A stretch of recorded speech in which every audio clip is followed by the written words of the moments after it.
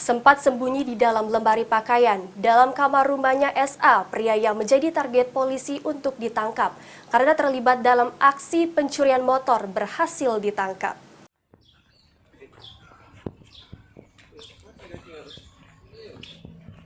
Dirlandak Satreskrim Polres Musirawas mengamankan seorang tersangka spesialis pencurian motor berinisial SA, warga desa Rantau Bingin, Kecamatan TPK, Kabupaten Musirawas. Kasat Reskrim AKP Dedi Rahmat Hidayat mengatakan saat ditangkap tersangka sempat bersembunyi di dalam lemari pakaian.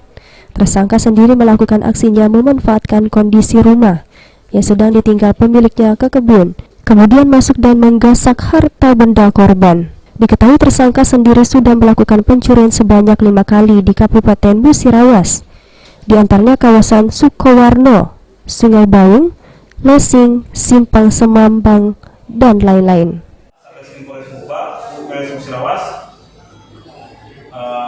Pada hari malam Lebaran, malam Sabtu jam 01.00 dini hari melakukan penangkapan di rumah PSK Desa Rantau Bingin, Kecamatan Tiang Kumpung Kumur.